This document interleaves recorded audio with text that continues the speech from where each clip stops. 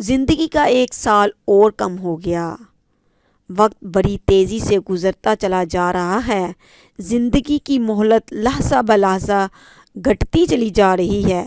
اس دنیا میں جینے کی جو مدت ہمارے لیے مقرر کی گئی تھی وہ 1 سال اور کم ہو گئی اور حساب کا دن 1 برس اور قریب آ گیا۔ لیکن کتنے لوگ ہیں جس کو اس امر کا احساس ہوا اور جو اپنی زندگی کے اصل مقصد کو سمجھنے اور اسے پورا کرنے کی طرف متوجہ ہوئے۔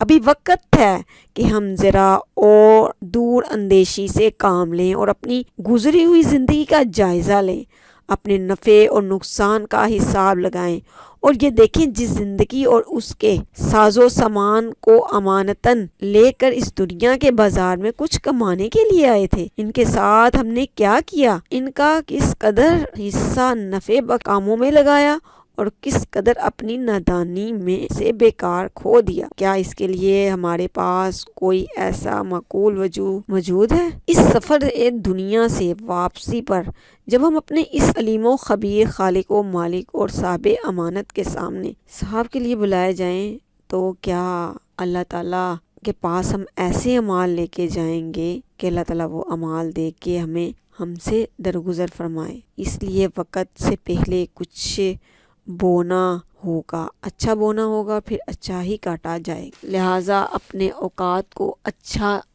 مینجمنٹ کر کے اچھے کاموں میں گزاریں تاکہ آئندہ سال ہمارا اچھا گزرے۔